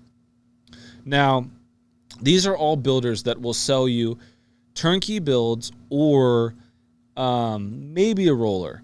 And you're going to be spending some money, etc. So if you have discretionary income to do that, that's perfectly fine. Now, if you want to build your own, so in other words, you're going to be contacting someone like myself to design a truck for you or buy a design from. But this doesn't need to be like a jerk-off fest to just fucking call me for everything you fucking need designed. I have plenty of work. We're very busy.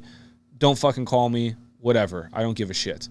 The point being is, if you're going to get someone like myself to design a vehicle for you to build yourself, that is another very viable route. And just so that it's not something that's like, me bullshit, I'm going to show you some of my competitors just to be fair.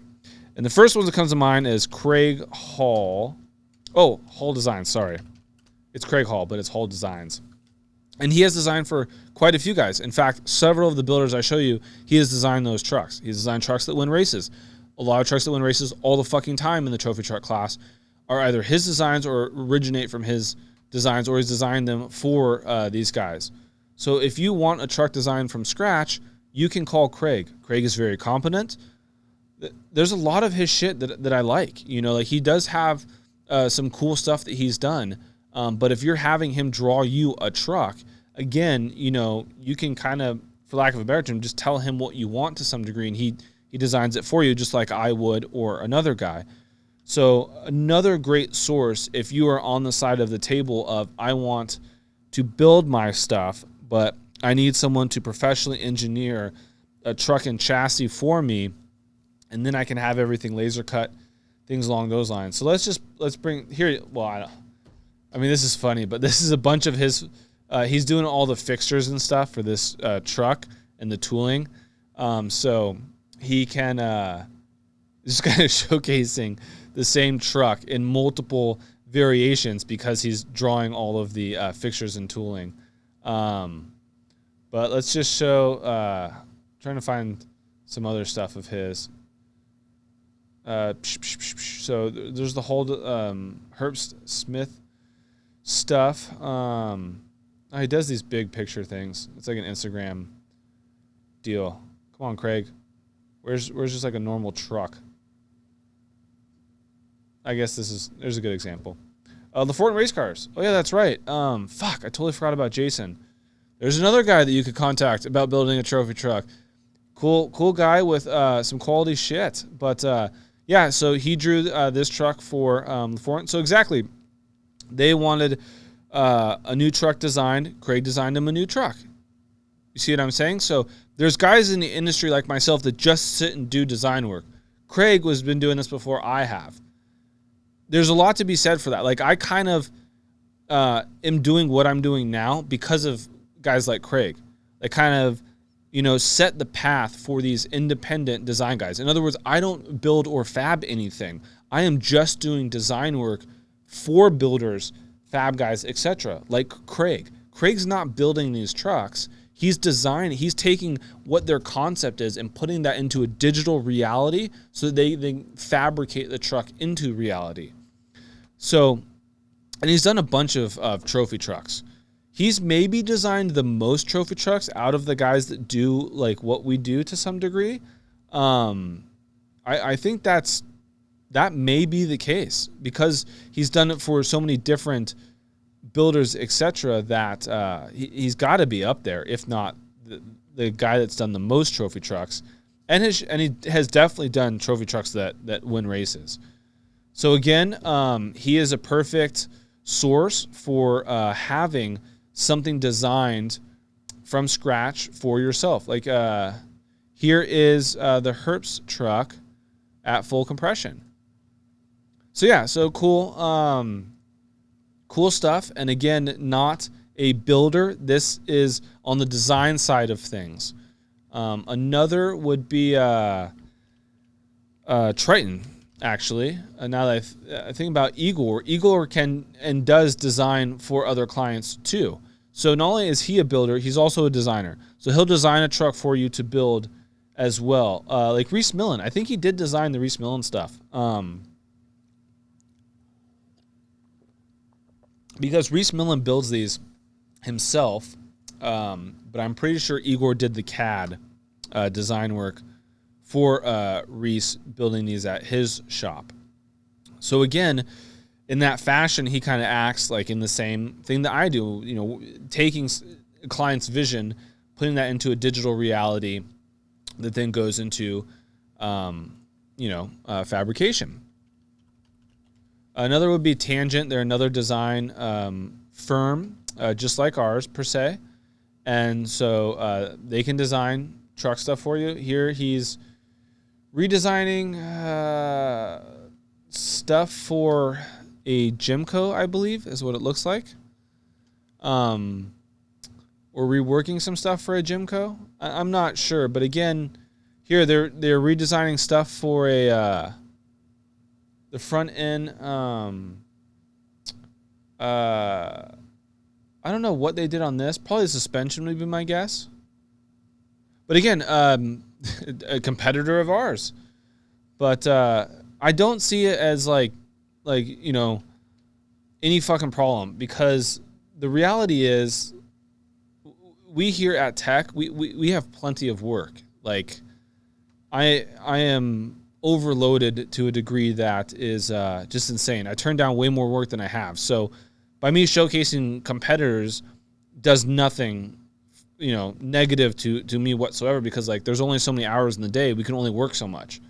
So, it's pointless to be a dick about this stuff. Besides, these guys all do good stuff. It's like, may as well. Performance Medical. I like his design. He does some cool stuff. Again, another individual that can design shit for you. If you want a truck designed from scratch, he can get that shit done. Let's just try and pull up some of his work. Here we go. This looks like a luxury pre-runner of sorts. Steering rack, front bulkhead, Silverado cab, I think. No, this might be a Ford cab. It's a Ford cab. I was close. Anyways, he does good work. So, to be fair, again, technically a competitor, but it doesn't even fucking matter anymore. We got so much shit to do that they could do that. And I think too, to be fair, I think Nate at Blitzkrieg would also design a truck for you too from the ground up if you wanted one. He could do that as well. So there's another guy, Nate Hansen of Blitzkrieg. If you have any questions on this stuff, I could help refer you to. I know that sounds crazy that I own Tech and I could refer you to someone that would be my competitor. But like I said, like we have tons of work. We have great sets of clients. We turn a lot of work away simply because we physically don't have the fucking time. And in those situations, like I could easily refer you to quite a few guys, including Whole Designs, Craig, Igor, Tangent, Performance, Nate Hansen, stuff like that. I mean, there's a lot of talent in this industry. There's a lot of other guys I'm not naming. I'm sorry if I'm forgetting your name, but you know who you are. There's dozens of other avenues to appropriately do this. It's just I just don't know of too many that are exclusively just doing design work for clients in this fashion. A lot of them are builders too, or to some degree, etc. But by no means are we here at Tech like the God's gift to the fucking industry or any of that bullshit. We just simply complete tasks for our clients, and some of those tasks are in the trophy truck realm, etc. So again, totally up to you whether you have the money to go turnkey, buy a roller, or do things in a DIY platform, so to speak. Now, if you were going to maybe not want a proprietary design, so in other words, if you were to contract someone like myself for a proprietary design, Tech Consulting is the firm So I think we have it on our services page, like, body service design, chassis and suspension design. So we do a lot of this, multiple avenues with chassis suspensions for like trophy trucks. We're also dabbling into 3D printing bodies. We've developed our own large format 3D printers, which we're going to have more videos on that. And body design, like I did kind of hint at some of the stuff for Towers Motorsports earlier. And so that would be the stuff we're dabbling in with trophy trucks as far as proprietary design for clients.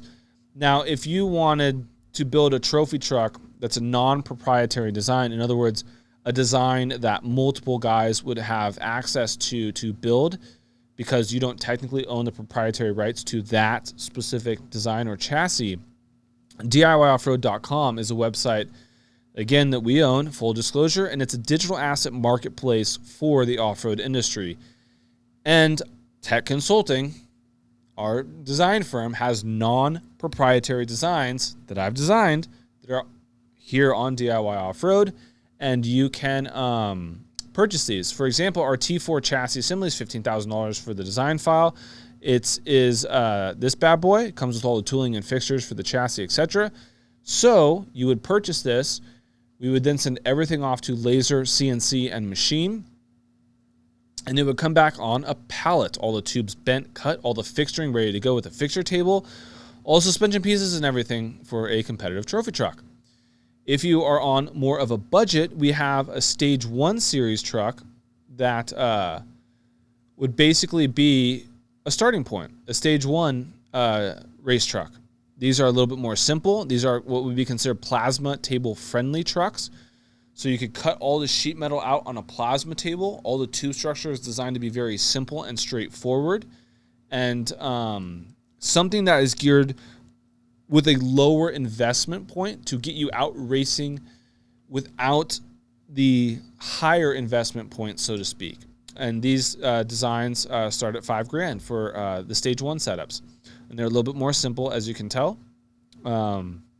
Very similar in geometry and things like that. But these are bitching for guys that are going to cut them, build them in their garage, MIG weld them, and have like a plasma table, etc., and start cutting out all the arms and components. So again, we sell these non-proprietary designs for trophy trucks and various other applications. If you want to just do a Y-frame, like here's a Y-frame, a T4. This is for out of our T4 chassis. If you want something that's a Stage 2, which is also very popular, here's a Stage 1 Y-frame. This is a plasma table friendly Y-frame. The link arms, the pivot boxes, all the stuff is plasma table friendly so that you can cut it again in-house. And so without beating a dead horse on this bullshit, Jack, you can bring it back to me. So that is DIYoffroad.com. If you have questions on any of that, go ahead and shoot me an email, either jason@techconsulting.com or info@diyoffroad.com. We also have the contact page on Tech Consulting. Jack, you can show this real quick. Our phone number is 888-558-8355. If you have questions, go ahead and shoot us a call. Leave us a voicemail about any of this trophy truck stuff. If you have questions about builders, references, or other designers, feel free. I will gladly help you, point you in a direction. If we can't help you, again, there are some other very qualified, very talented designers in our industry, guys even I look up to, etc. So by no means do we have to design a truck for you or any of that horse shit. There is so much cool stuff that these other designers come up with. So again, I could point you in those directions. If you want to build a turnkey truck, I can point you in those directions. Or if you just want to flat out talk shit, send us a fucking email thing through here. Leave us some voicemails. I don't really care. Write your comments, things like that. So let's go back to our definition. Trophy truck is a vehicle that you, in essence, race in the trophy truck class. So that would be trick truck and BITD, T1 and KOH, unlimited trophy truck and score. So technically speaking, it could be something that's not as competitive as what I was showing you, but it could still be a trophy truck, and that's totally fine. That meets the core definition of a trophy truck. We have to uphold that. We do so because a lot of people, again, are claiming things are trophy trucks when they're not. And there's also a big variance between a competitive trophy truck and a non-competitive trophy truck, and a competitive team and a non-competitive team. There's multiple facets to winning trophy truck races, well past, can I build a truck that is fast or cool or whatever you want to call it? I believe it's 3 components to winning a race in trophy truck: driver, the team, and the truck. The driver has to be skilled enough and has to be able to push that vehicle appropriately to get him to the finish line faster than everyone else. The team has to be prepared appropriately. This is huge. Prep is huge. Pit stops are huge. Having the right support structure so that the driver can appropriately get to the finish line is huge. And of course, the truck and the engineering behind the truck, so it doesn't just be a piece of shit and fall apart. It handles appropriately, it survives, it has everything dialed in to the driver's preference, like I was saying before, relative to certain types of steering setups, box rack, certain types of geometries, certain ways things are laid out. Those can all be preferences relative to the driver and engineering aspects that can make a truck better or worse depending on the driver and his preference. So those 3 aspects are how you win a trophy truck race. That's why, like I said previously, it's significantly more expensive than simply just, can I purchase a nice truck turnkey and go out and party? One of the factors that's rarely talked about, besides the fact that you have all the ancillary bits with the team and the logistics, is the driving experience. You have to remember, to get to the experience level to compete with some of these guys, you have to have a lot of time away from work. So you have to have the ability to make enough money to spend time away from being able to make money, getting more and more seat time to be competitive. So you also have to keep that in mind. So you have to have the funding in place so that you, in essence, don't really work. So your full-time job, to some degree, is racing. So that's another facet other than buying the truck, spending the money on the team, the shop, the location, the prep, all of the bullshit.